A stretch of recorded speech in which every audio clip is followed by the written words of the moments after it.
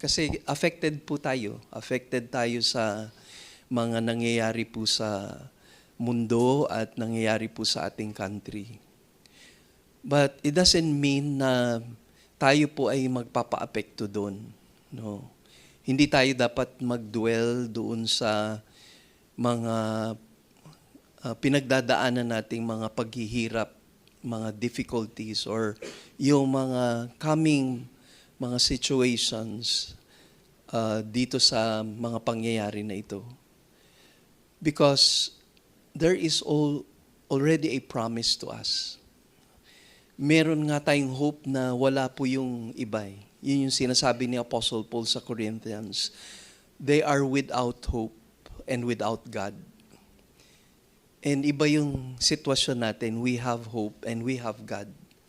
Yung end lahat ng ito, alam natin, merong katapusan na pinagkaloob na ng Diyos yung katagumpayan. Kaya katagumpayan na ang para sa mga mananampalataya.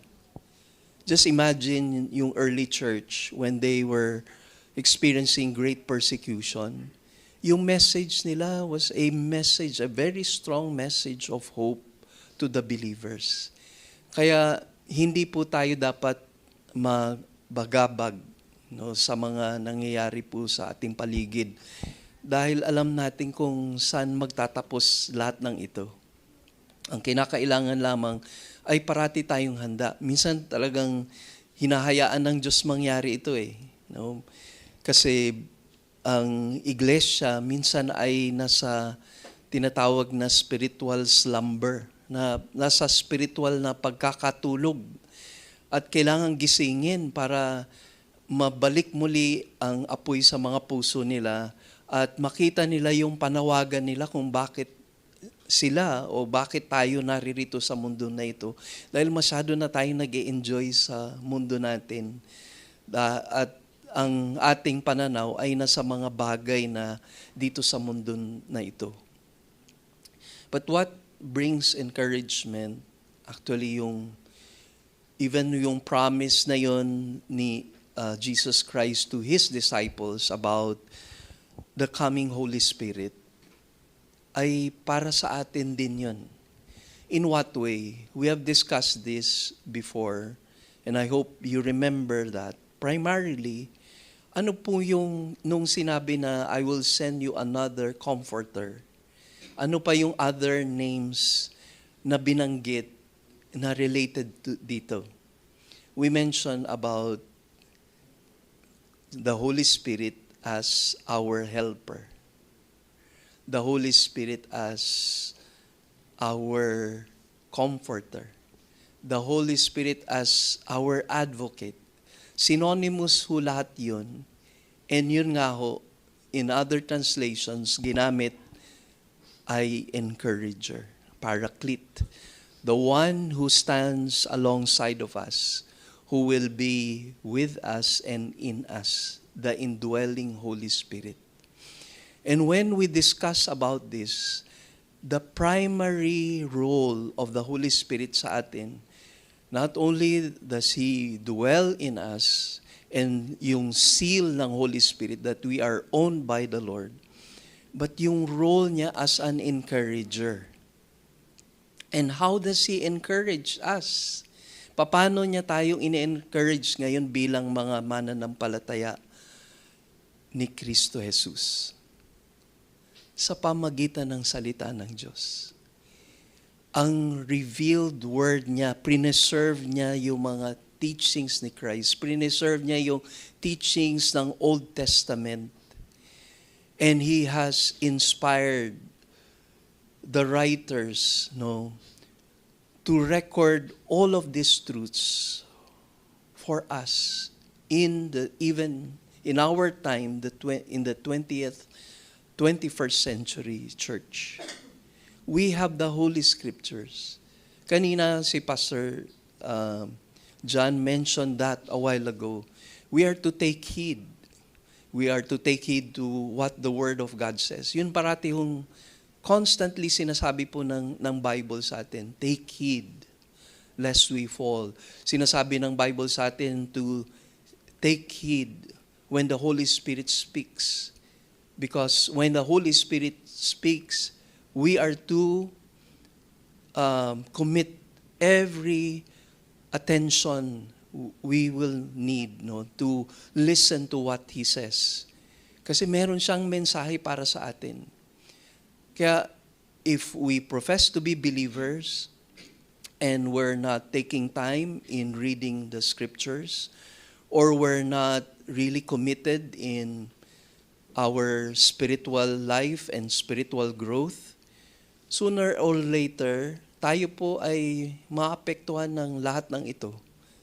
Kasi wala tayong mapanghawakan eh. Ang napapanghawakan natin ay yung katotohanan tungkol sa Kanya bilang Diyos at ang katotohanan patungkol sa Kanyang ginawa na at in-accomplish na through His Son, Jesus Christ. Kaya, yun yung sabi ng Bible, we are overcomers in Christ. We are victors. Hindi tayo talunan. No? And at this point, in our study, that is what we see in the scriptures during the early church. Kaya going back a little, after the day of Pentecost, yung message was powerfully and boldly proclaimed. When the Holy Spirit came, yun yung promise ng Panginoong Jesus. When the Holy Spirit comes upon you, you will be endued with power, and you shall be my witnesses in Jerusalem, Judea, Samaria, and into the uttermost parts of the world. They boldly proclaimed the Lord Jesus Christ and His resurrection. Kaya yung Christianity spread rapidly. By the anointing of the Holy Spirit, they became witnesses to the lost world.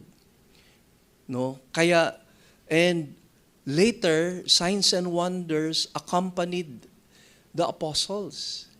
Kaya, tingnan nyo, no? Very dark yung scenario nung time na yon. Just imagine yung mga disciples niya ni Jesus ay were in great desperation kasi nawala ang kanilang Panginoon.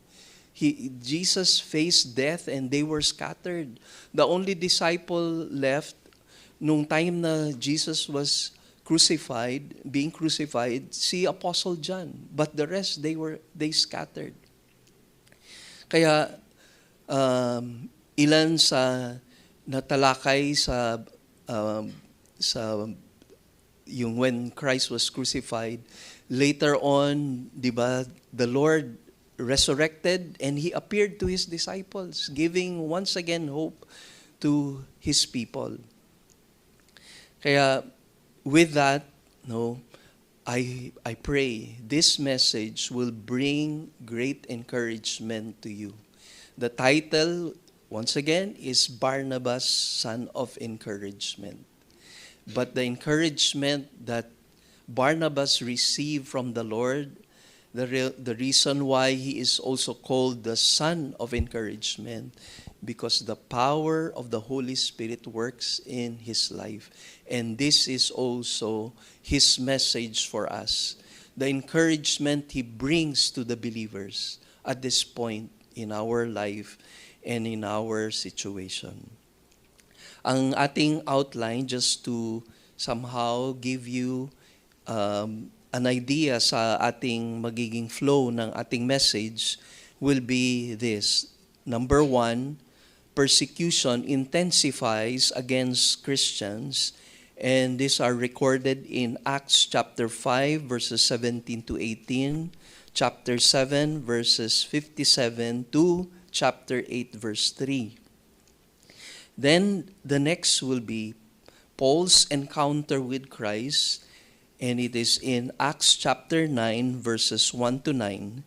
And lastly, Paul's encourager, Barnabas, in Acts chapter 9, verses 26 to 30. Now let's go to the first point. Persecution intensifies against Christians. Ang eksena na ito ay nasa city of Jerusalem.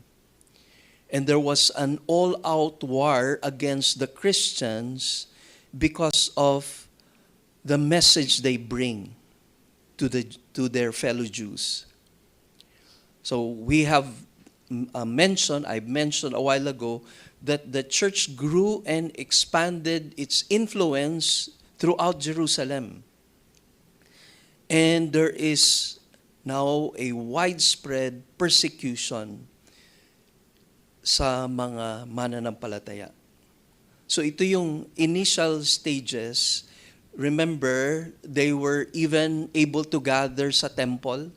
May mga times that they were even able to gather sa temple, but now the persecution intensifies because of yung religious leaders now in full force trying to stop the message by the apostles and the believers.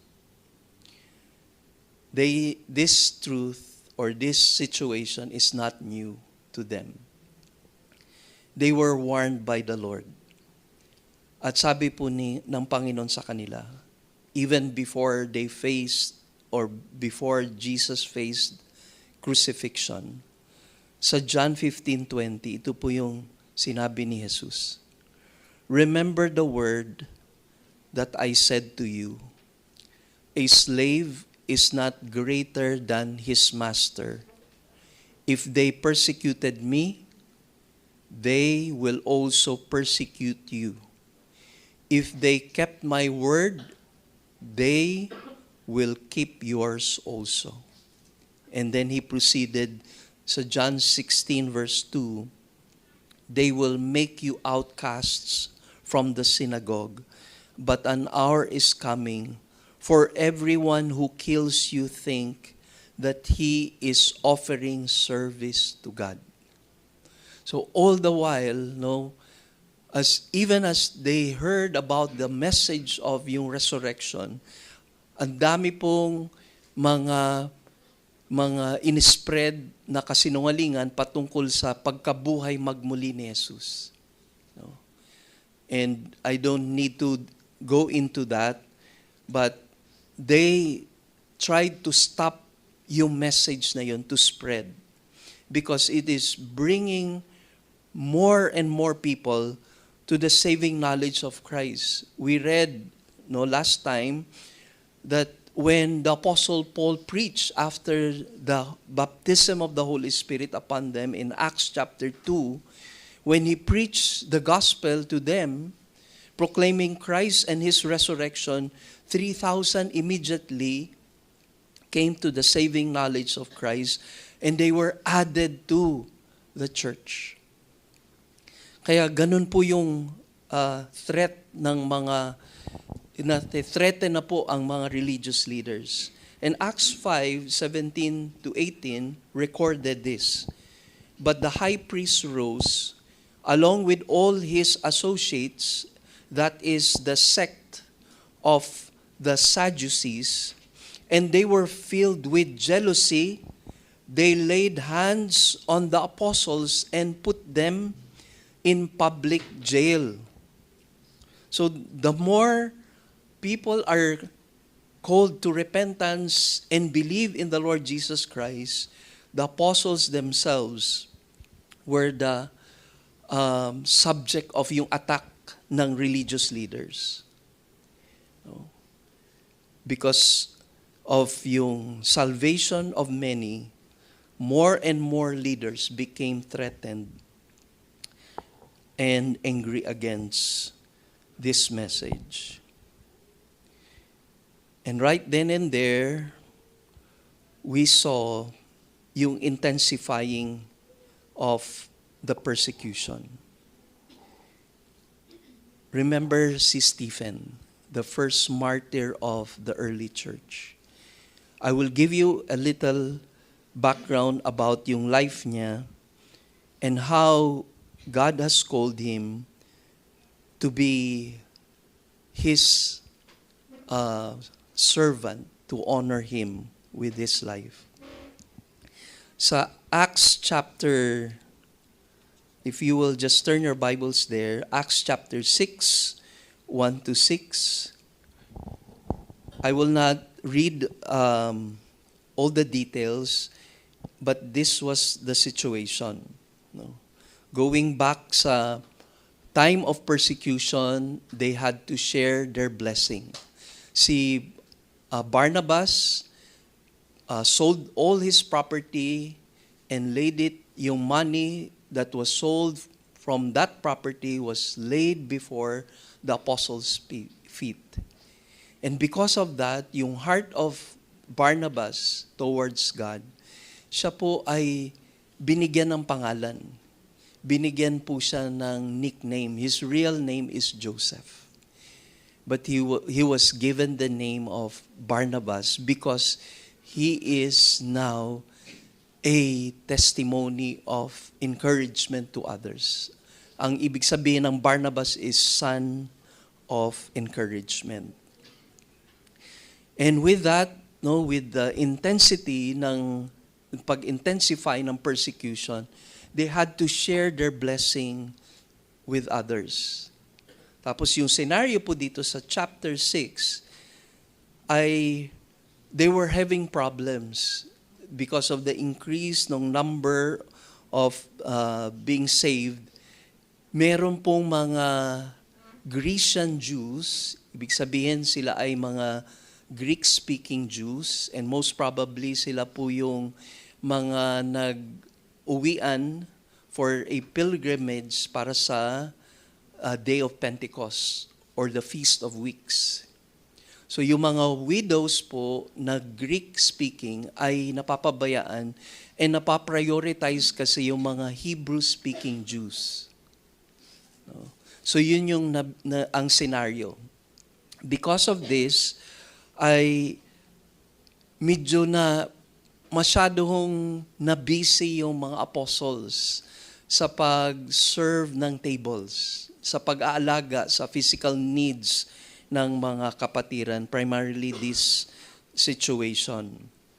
So what they did, they decided to choose from among them spirit-filled men, man full of the Holy Spirit, full of faith and the Holy Spirit, na nabanggit po sa verse 5 ng chapter 6.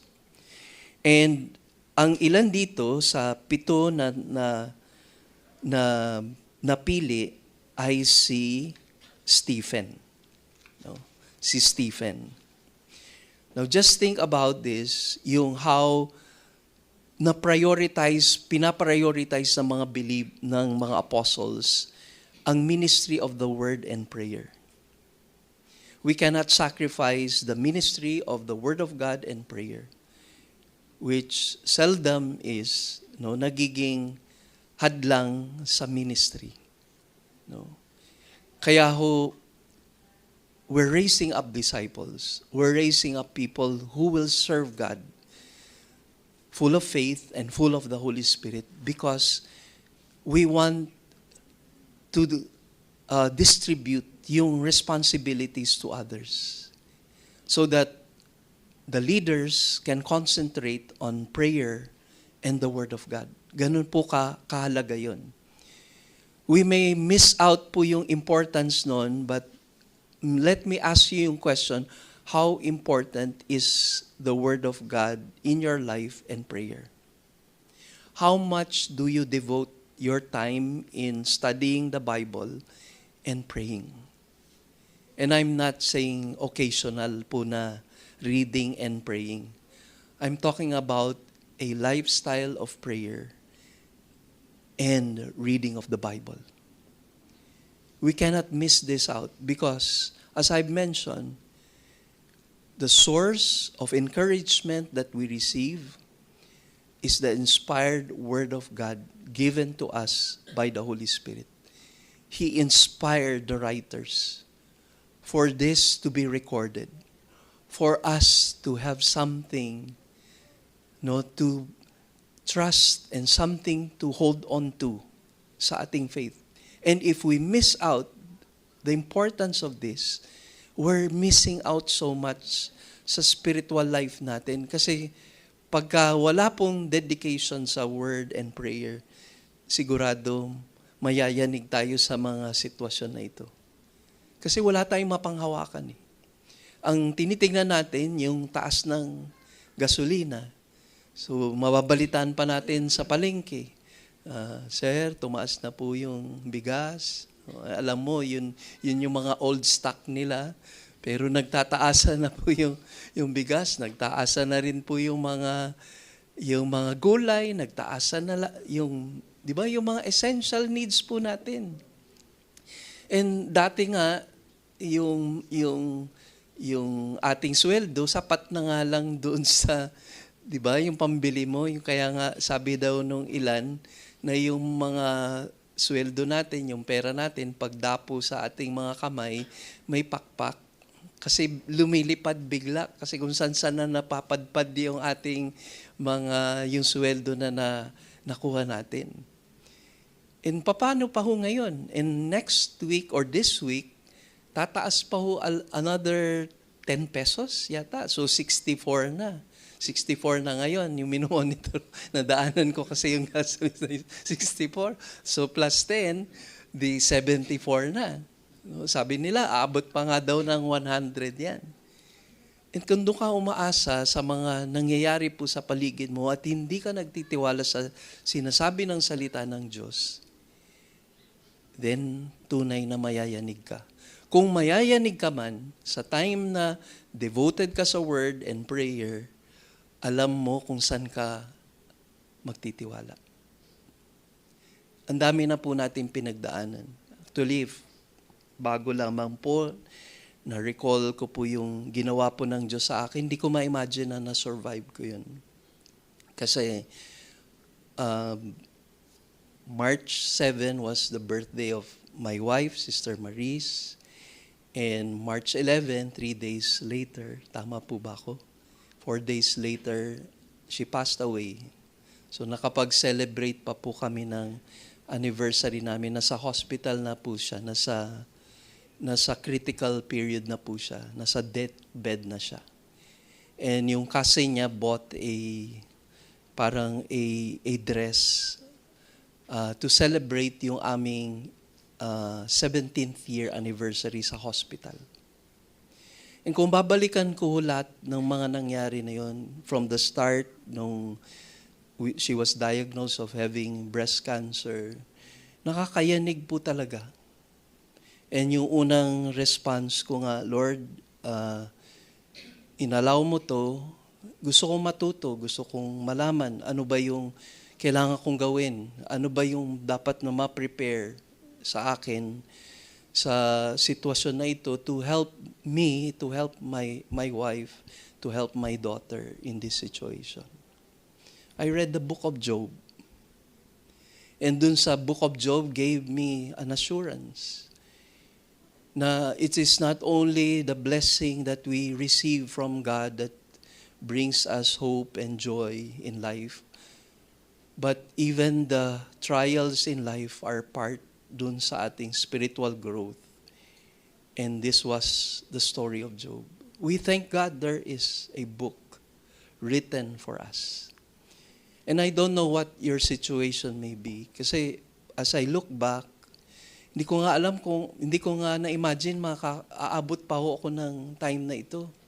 Hindi ko alam na masusurvive ko po yun. Because 7 months later, when my wife passed away, yung mother ko na naman ang tinamaan ng cancer, and I had to go back to Manila to take care of her 1 month sa hospital. Kaya as I mentioned, while I was nasa corridor para ayusin ko lahat ng kailangan po nung mother ko, kamuntik na ako mag-pass out talaga. And I had to lean dun po sa wall ng corridor. Sabi ko, Lord, help me. And na-survive ko po yun until now. My mother passed away during COVID time dahil din sa cancer niya. So paano, ano yung naging daan para ma-survive po natin yung mga trials sa buhay? Word of God and prayer.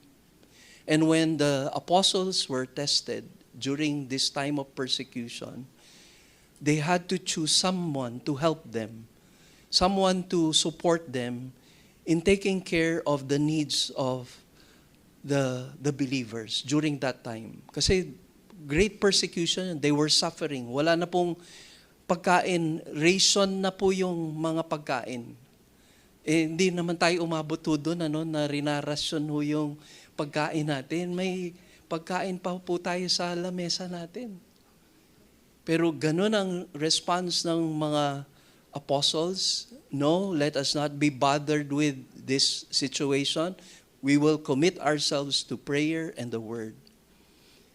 And yung mga pinili po, full of the Holy Spirit, full of faith and the Holy Spirit. Tingnan niyo po, nung time that the Stephen was anointed by God, hindi lamang siya isang deacon, siya daw ang pinakaunang na-record na deacon who helped the physical needs of the believers in the early church. But let us read verses 8 to 10. Sabi dito sa chapter 6 verses 8 to 10, "And Stephen, full of grace and power, was performing great wonders and signs among the people. But some men from what was called the synagogue of freedmen, including both Cyrenians and Alexandrians, and some from Cilicia and Asia, rose up and argued with Stephen. But they were unable to cope with the wisdom and the spirit with which he was speaking." Now, I remembered when I was in Cebu sa early ministry ko, may narinig ako doon na komento among the workers, yung mga ebanghilista daw, hindi na kailangan na malalimang doctrine kasi ang ipipreach niya lang naman, salvation. Makasalanan ng tao, kailangan niya ng Savior, banalang Diyos, at kailangan niyang tanggapin ng Panginoong Jesus. Sabi nung komento ng isang worker, hindi mo kailangan ng malalim na doktrina. Pero tinuturo po ng Bible sa atin, hindi pwede kahit ang isang mananampalataya kay Kristo ay committed sa word and doctrine ng Panginoon. And we cannot take that lightly, yung doctrine na minsan kinakatakutan natin kasi it will cause division when yung pinag-usapan na doctrine. Pero yung basic natin na foundational sa ating faith are mga doctrines, mga teachings, basically. And this Stephen, who was appointed to be one of the deacons, taking care of the physical needs of the people, stood for his faith and contended for the faith. At ito yung sabi sa verses 13 to 15. "This man incessantly speaks against this holy place and the law." Ito na po yung mga persecutors ni Stephen. "And for we have heard him say that this Nazarene, Jesus, will destroy and place and alter the customs which Moses handed down to us. And fixing their gaze on him, all who were sitting in the council saw his face like the face of an angel." Now, meron po nagsasabi na hindi daw literal na angel ang nakikita nila sa face ni Stephen, or nagraradiate siya, nagraradiate yung face niya o nagraradiate yung countenance niya because of the power of the Holy Spirit working sa kanya. Kasi angel, sa literal meaning niya, when you go to the Greek word, messenger ang ibig sabihin po ng angel. But it is not only as a messenger that we see yung countenance niya glowing and were noticed by those who were persecuting him. And when you study po yung kanyang preaching, he went back to the Old Testament, presented yung forefathers, presented Moses, and then later on presented that this is the promised Messiah, Jesus Christ of Nazareth, who was resurrected from the dead. Kaya galit na galit ho yung mga mga persecutors po ni Stephen.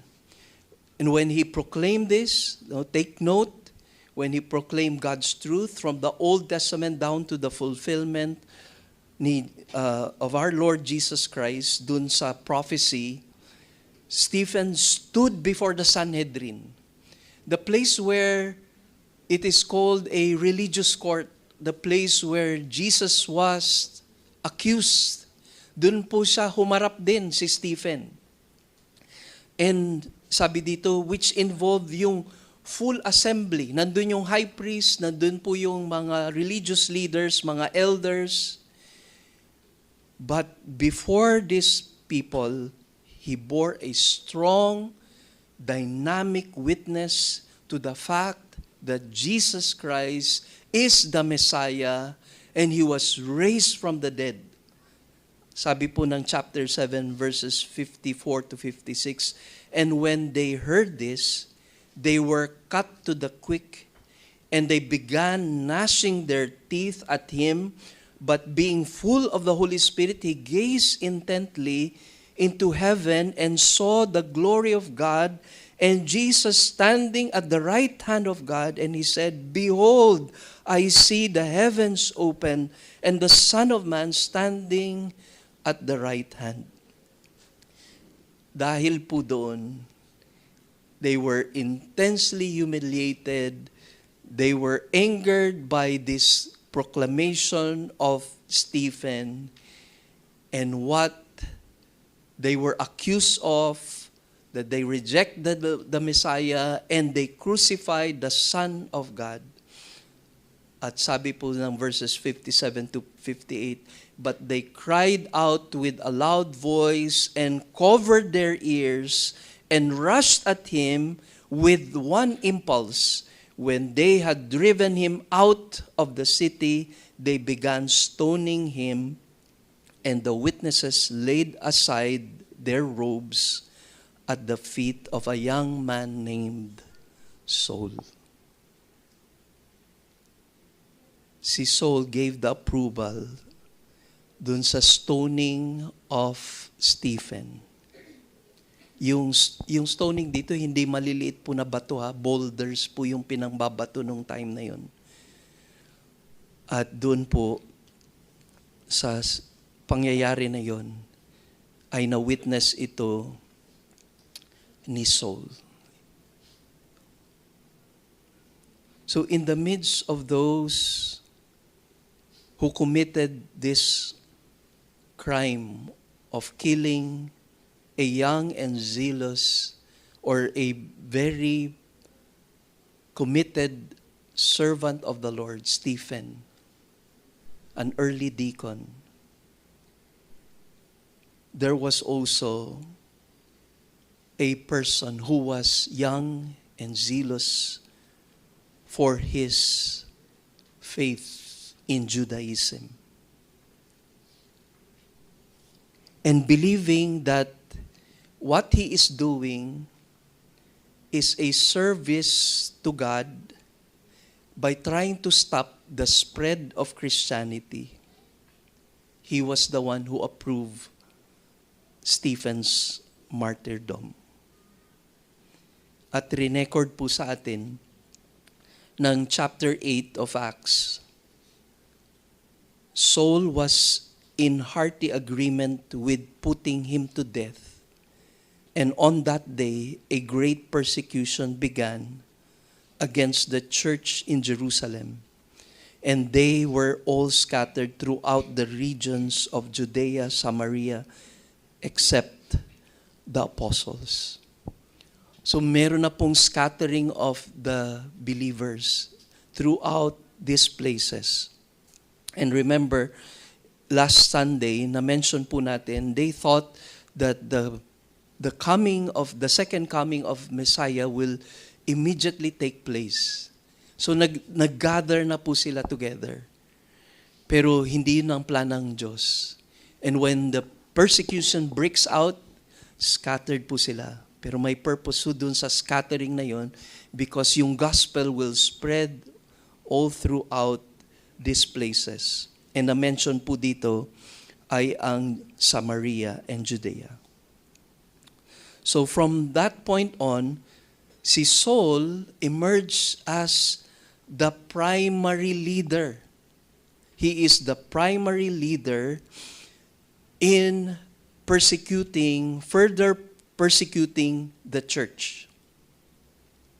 So kahit na witness niya po yung life po ni Stephen at that point, lalabas pa siya ng Jerusalem at ito ang gagawin niya. Sabi sa verse 3,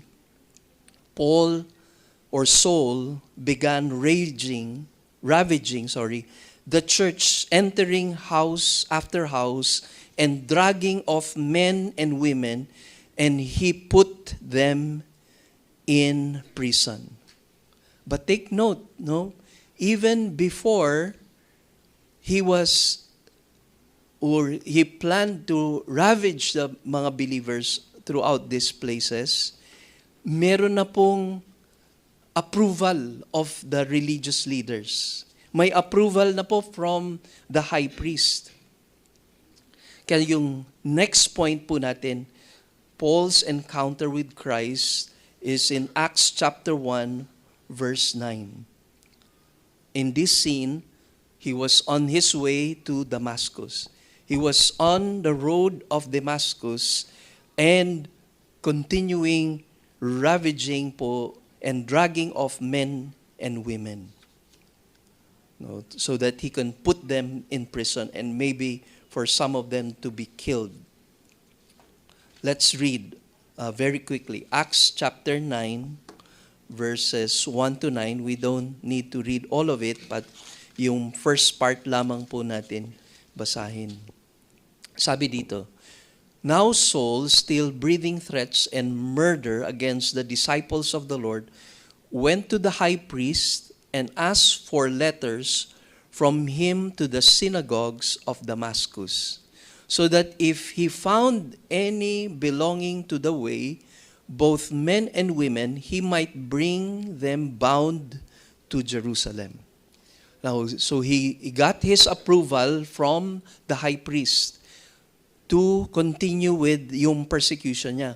Ngayon, labas na po ito sa jurisdiction actually ng lugar ng Israel. Because Damascus is part of Syria. No? At dahil doon, kailangan niya yung mga documents na yon para ibigyan siya ng authority to persecute the believers na outside na po ng Israel na nation. At sabi po, as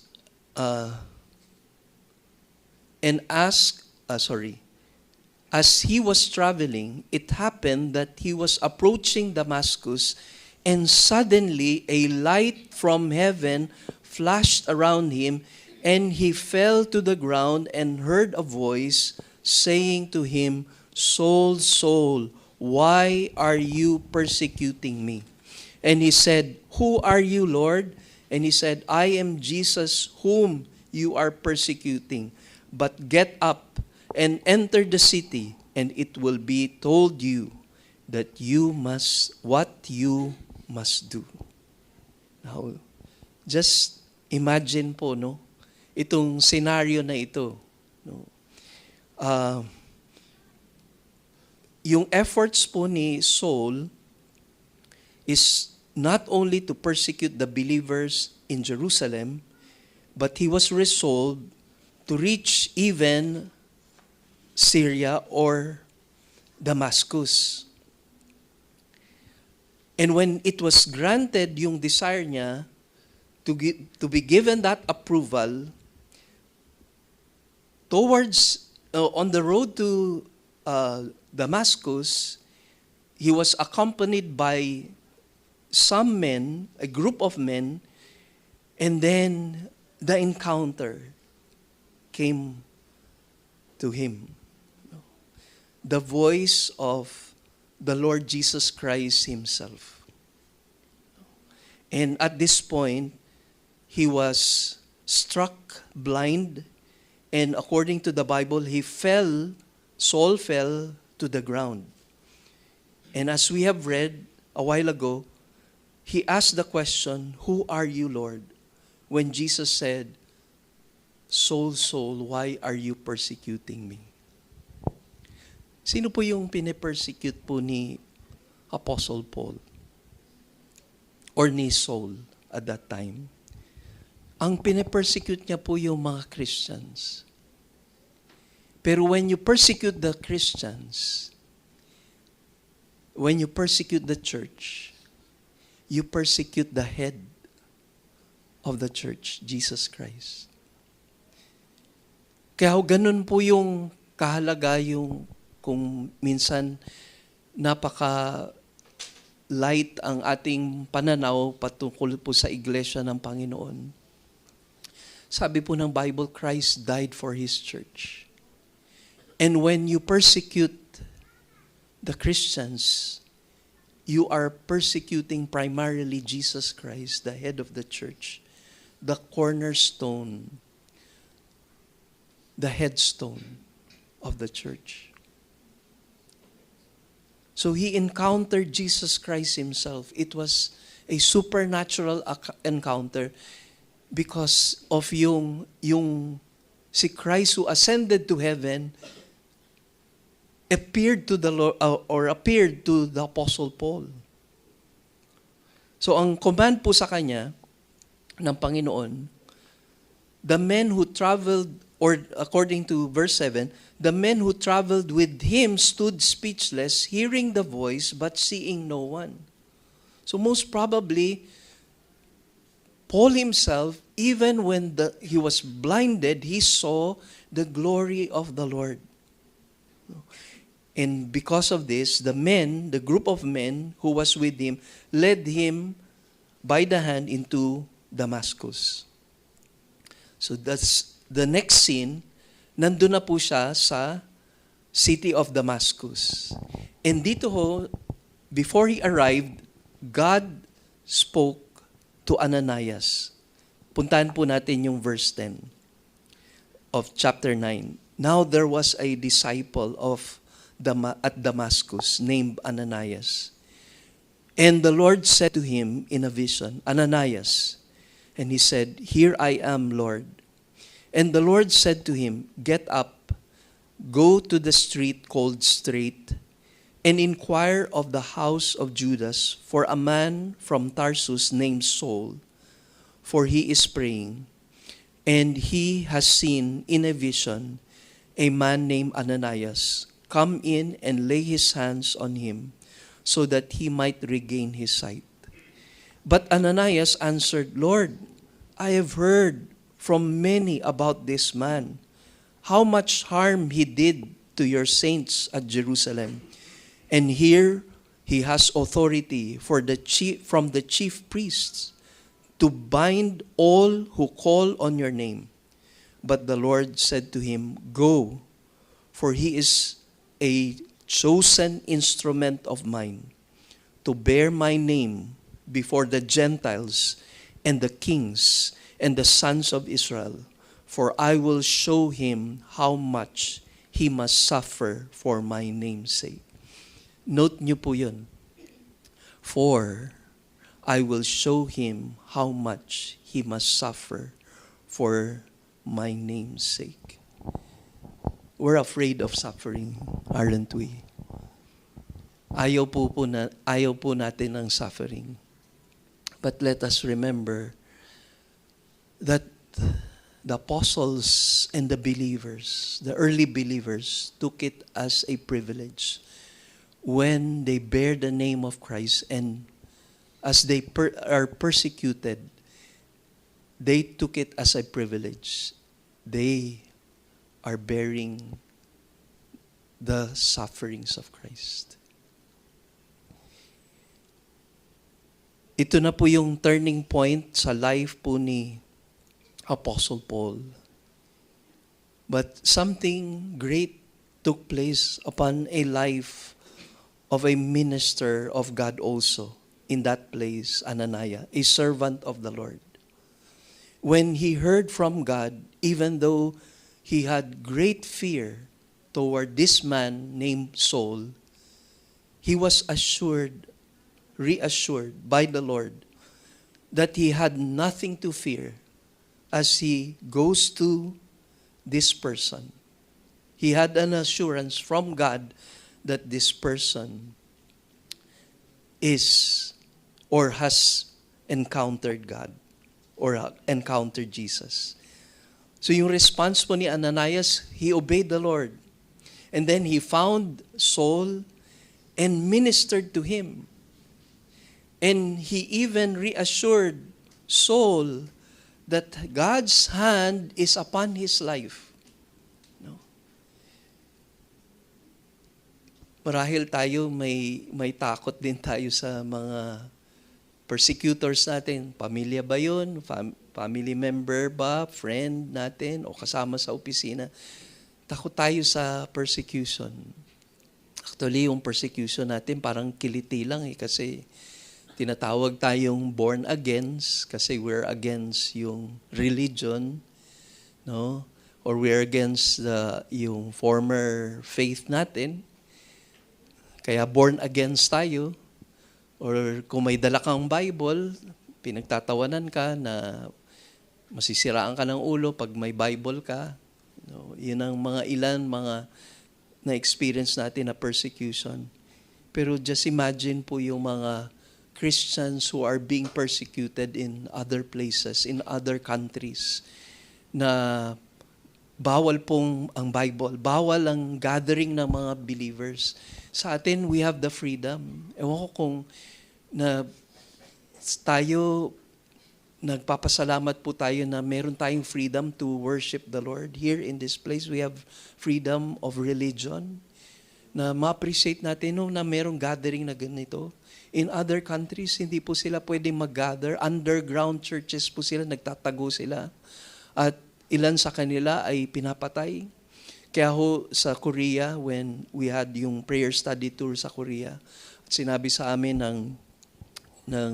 nag-orient sa amin tungkol sa Christianity sa Korea. Kaya daw grabe yung respect ng mga Christians or ng mga members sa pastor kasi sila yung nasa front line ng persecution. Sila yung unang haharap pagka dumating ho yung persecution sa church nila, yung pastor ang haharap unang-una sa mga persecutors. And ganun pa po ba ngayon na even the leaders are willing to die for the church? And for us to see this, meron po tayong opportunity habang we're still free, no, to proclaim Christ. Na ito, nangyayari na po ito. Marami na nagtatanong tungkol sa hinaharap natin. Ang ganda hong jump point to share the gospel.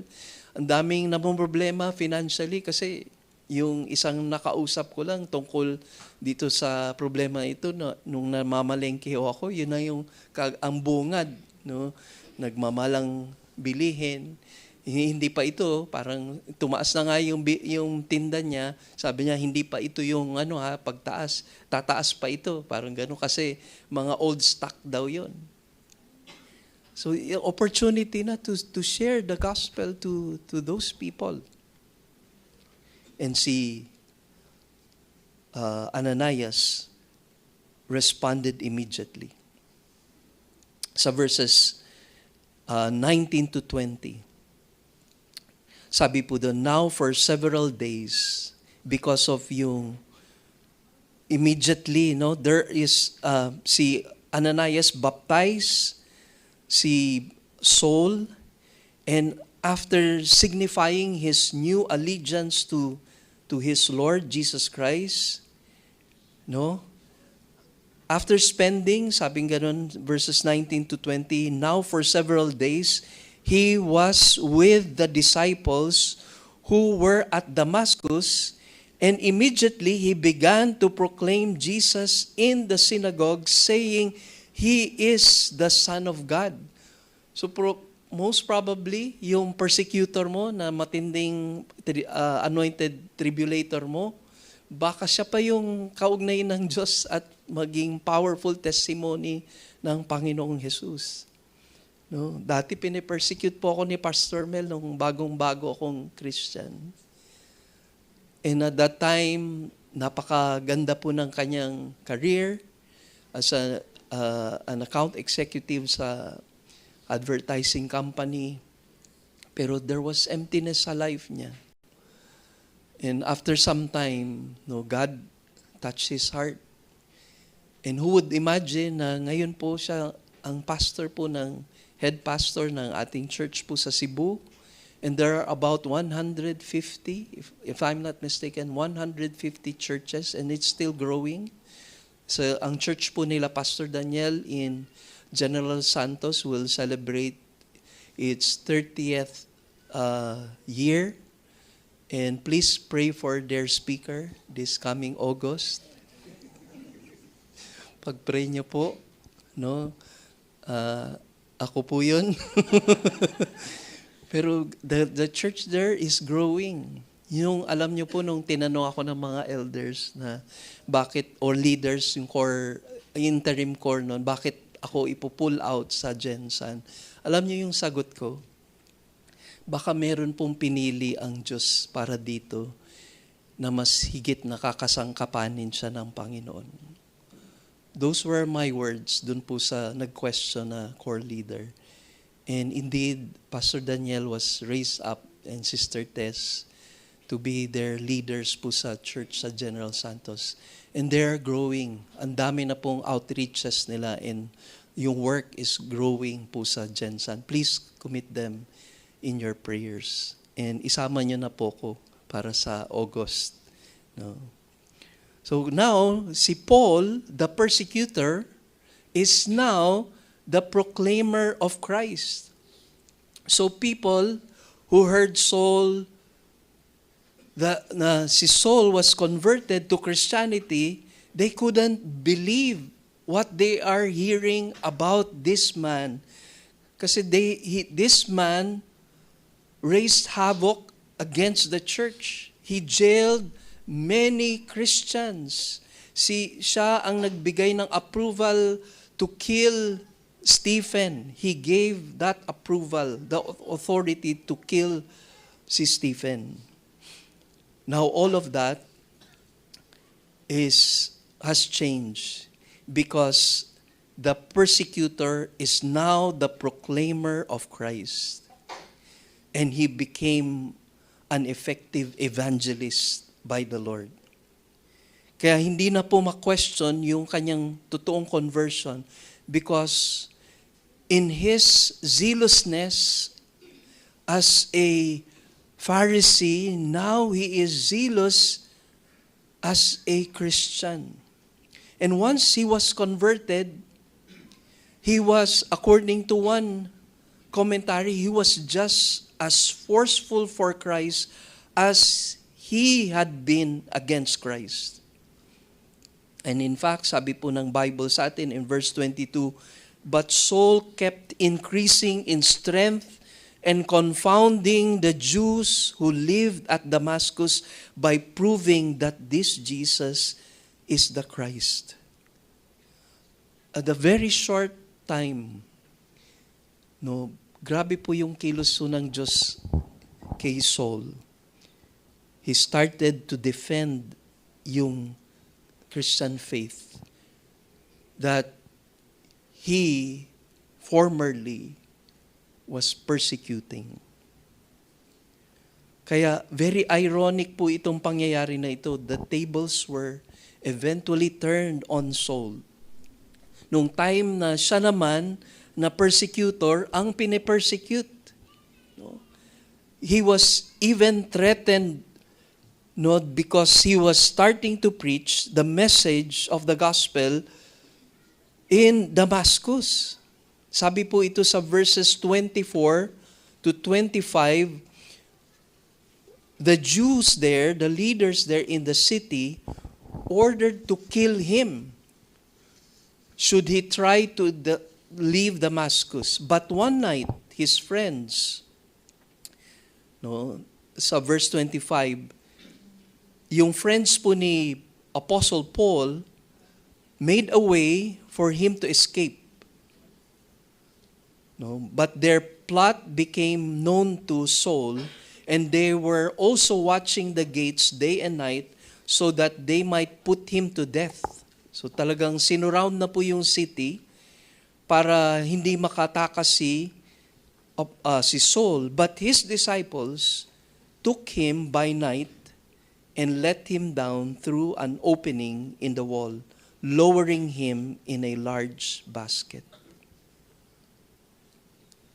The next scene, after that, sa third point natin, Paul's encourager was no other than si Barnabas. And it is recorded for us in verses 26 to 30. So from Damascus, naka-escape po siya with the help of the disciples there. And now, yung next scene, nakabalik na po siya sa Jerusalem. So just imagine, no, somehow dun ho sa Damascus, he has won the disciples' heart na he is truly converted na to the Lord. And they supported him.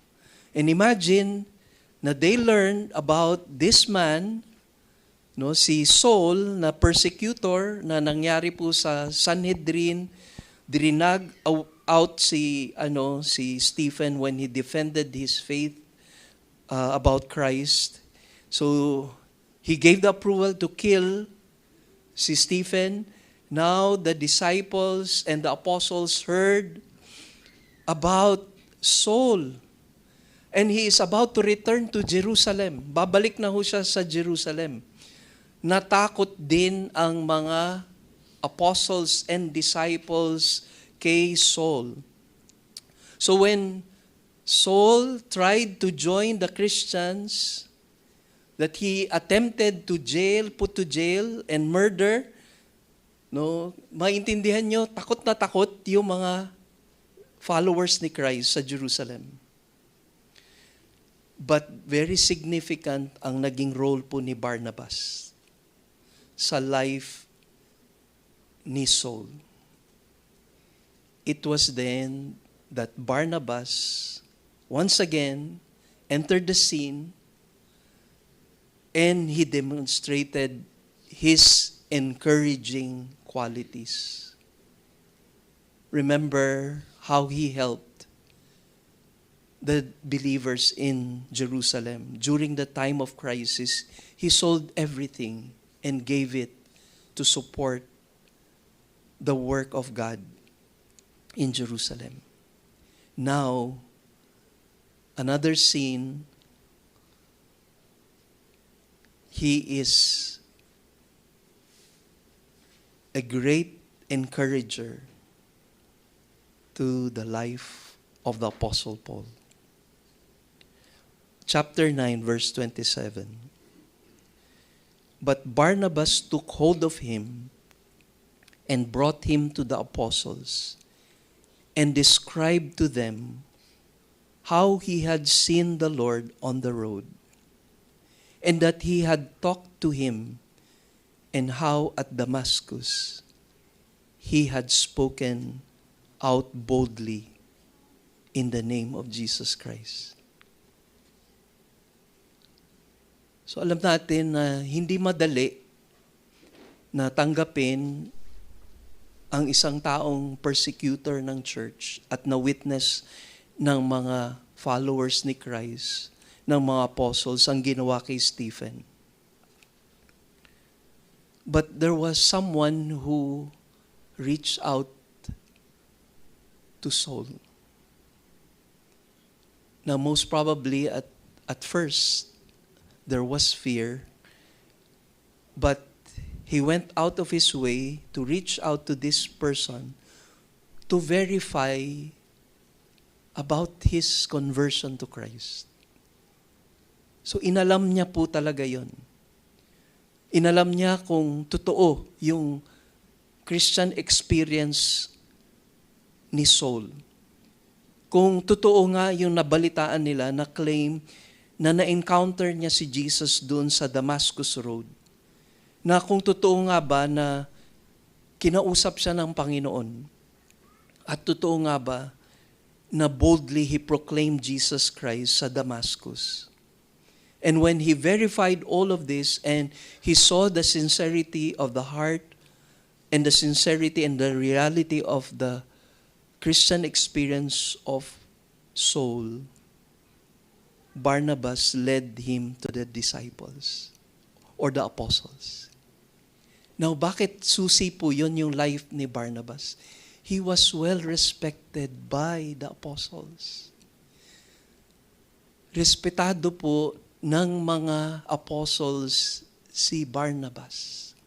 Kaya pinakinggan nila si Barnabas kasi alam nila na hindi pwedeng magkamali itong taong ito na pinakita niya ang totoong buhay niya. Kaya siya pinangalanan na Barnabas kasi yung attitude niya, yung actions niya, yung heart niya displays indeed yung life of encouragement.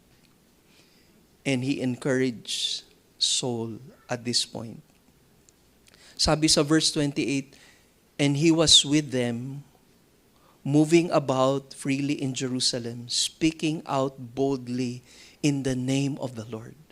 Because of the encouragement of Barnabas to Paul and led him to the apostles, presented him to the other disciples, they gave the blessing to Paul or Saul, and Saul started to preach in Jerusalem. And because of this, si Saul also faced serious problems in Jerusalem. Why?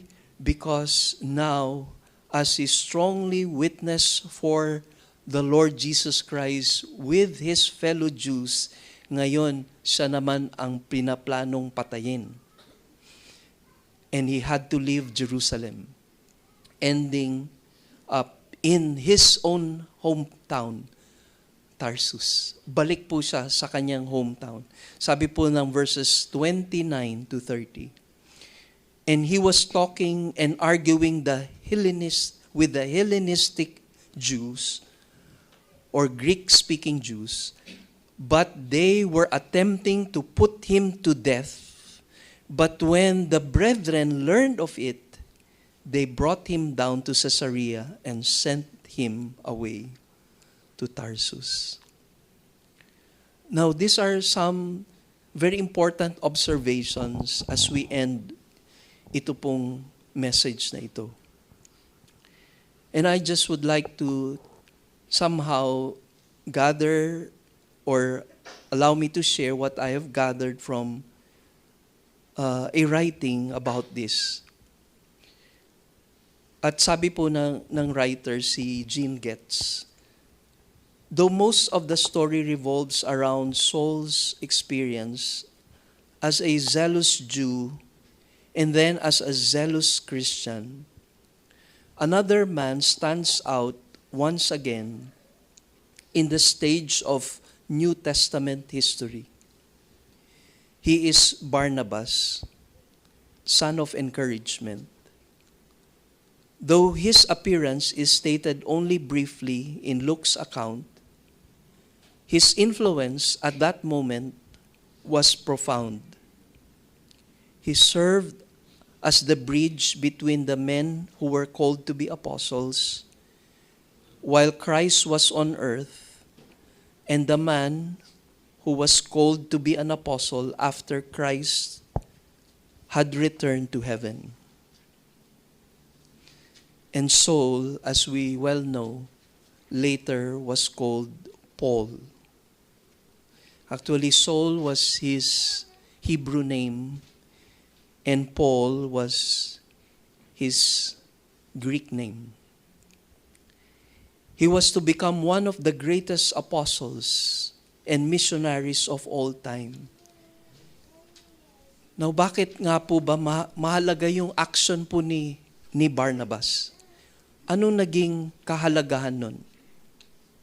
Firstly, we better understand, it will help us better understand why Barnabas' name or Joseph's name was changed by the apostles and he was given the name Barnabas. because he was well known for his encouraging activities according to chapter 4, verse 36. He was willing to share his material possessions with those who are in need. He was an unselfish man. Yun po yung napakagandang makita po natin din. Ang pagiging Kristiyano ay ina-apply ang katotohanan patungkol sa dying to self, dying to our own pleasures, dying to our own desires, dying to our own rights, and we're willing to give up something. Not only something, but tremendously give a blessing from us to others. Yun ang kailangan po ng church. Hindi man material, or kung material man, merong pagkilala sa pangangailangan ng iba at yung pagtulong ay tanda ng iyong relasyon sa Panginoon. Pero meron pang ibang paraan na pinakita ang Diyos sa pamagitan ng life ni Barnabas after giving up his property to help the persecuted church during that time. He was an encourager to a person who needed help at that time.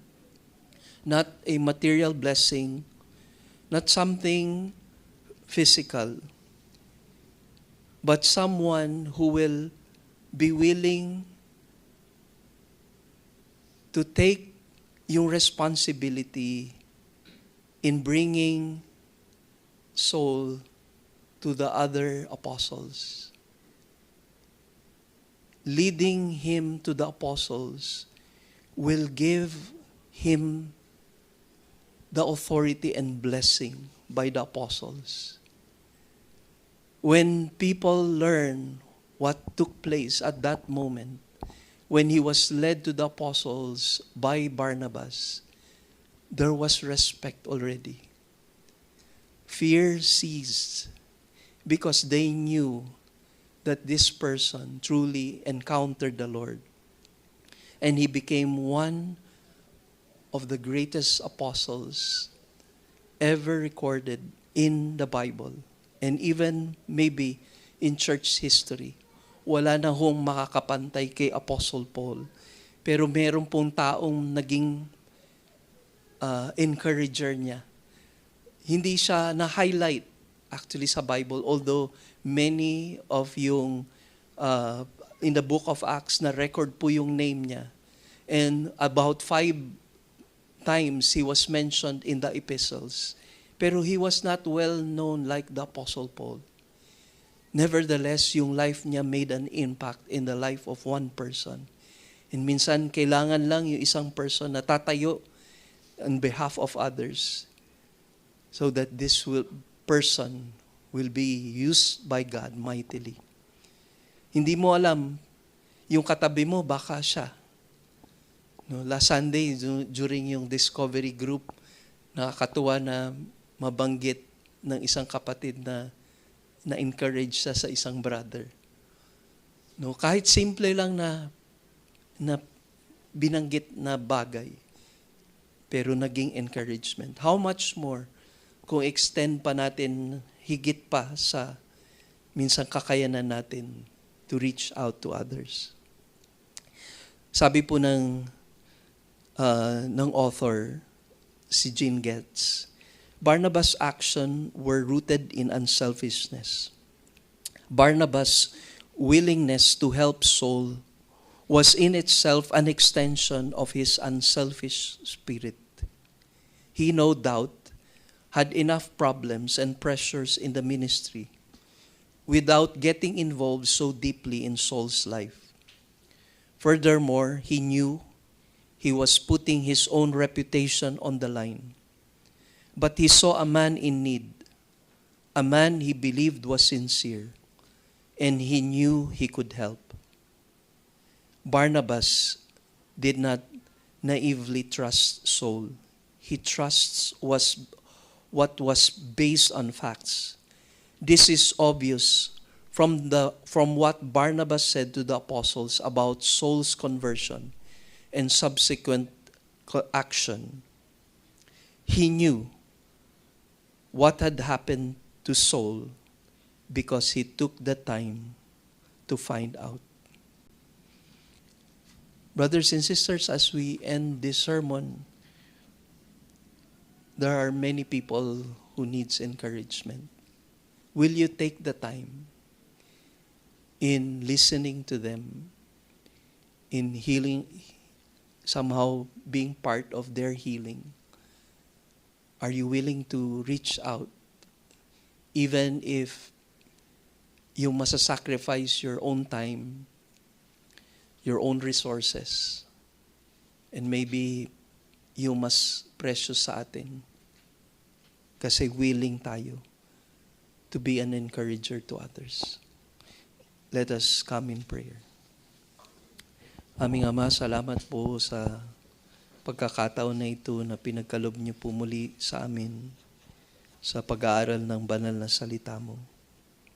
Tulungan niyo po kami na makita ang pinakalaman ng salita ng Diyos patungkol sa aming katuruan ngayong araw na ito. Unang-una, pinapasalamat namin ang pagkaloob mo sa amin ng banal na Espiritu. Tunay na naging kasama namin ng banal na Espiritu. Nananahan na sa amin ang banal na Espiritu. At siya ang nagbibigay luwalhati sa iyo bilang Diyos. The third person of the Trinity.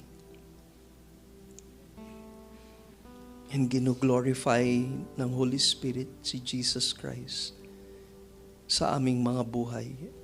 As we grow, as we study the Word of God and meditate upon it, Lord, we are greatly encouraged by your Word. Sorry if we fail to devote much of our time in prayer and the Word. We're so much bothered with a lot of things in this world. But the Bible tells us to set our minds and hearts on the things above and not on the things here below. Because the things here below are temporary and the things above are eternal. Sorry, Lord, that we devote much of our efforts on the things that are temporal. Help us, Lord, to invest our lives on the eternal. We don't need to go far. We don't need to, Lord, even think of ways and means to extend our hand to others. Because even a simple gesture will help. Even a simple words of encouragement will help others. As you have encouraged us, tulad nung sinabi ni Apostle Paul sa 2 Corinthians, na the Father of all comfort has comforted us. And the way we are able to comfort others is because of the comfort that we have received from God. Ganun po yung aming gawin para sa iba. At yung encouragement namin, unang-una ay ang salita ng Diyos at ibahagi ang mga katotohanan patungkol sa iyo, patungkol sa ebanghelyo mo, patungkol sa katotohanan ng salita ng Diyos sa aming kapatid sa pananampalataya. Invest namin yun. Share namin ang Word of God. Encourage namin sila sa sitwasyon na hinaharap nila at makita ang pag-asa nila at ang kanilang katatagan ay ito'y nakatuon lamang sa kanilang pagkilala sa Panginoong Hesus. Lord, ito po yung kailangan ng iglesia mo ngayon sa lahat ng mga nangyayari sa iglesia. Marahil yung mga nasaktan, mga naapektuhan, ang mga broken marriages, ang mga relationship among children and parents, relationship with workmates, for the students, mga classmates, even sa church, Lord, yung relationship sa church. Mag-raise up ka po ng mga Barnabas, Panginoon. And there's so much to do in the world, O God, in your work, O God, in your kingdom. And we want to abide in you. We want to abide in your word and fulfill all your purposes. Huwag po kami mag-give up. Yung mga challenges na ito, lalo pa namin harapin ito para magamit mo para sa iyong kaluwalhatian. And as we end our service, we commit also our love gifts to you, Lord. May we not fail to understand that you have called us to be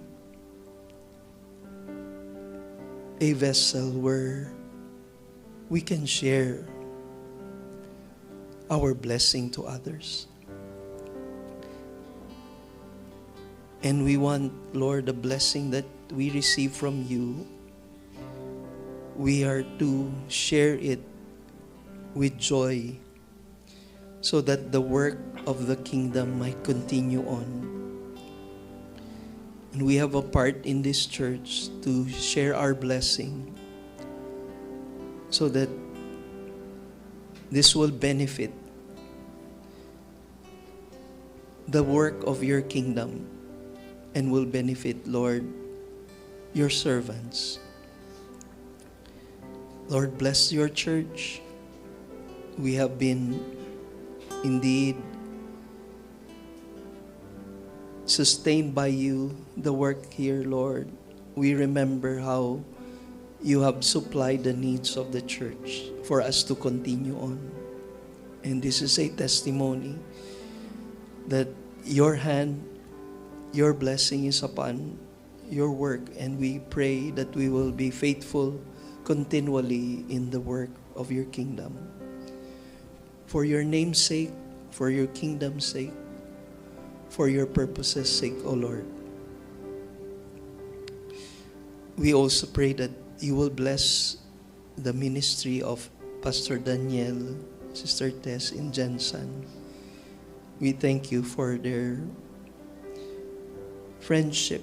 We thank you for our partnership in the gospel. And as they continue in their service, after so much trial and difficulties that they had to face in the ministry in Jensen, we saw your hand of blessing, your hand of comfort, your hand of love that supported them and sustained them all throughout these years. And they have not given up. They will continue on serving you, and they will make all effort by your grace to fulfill their calling, and bless their efforts, O Lord. Bless their hands, bless their lives, O God, for the glory of your name. And whatever needs our brothers, sisters have right now in this place, may you minister to them. May you bless every person, every individual, every family, every work, every school represented here.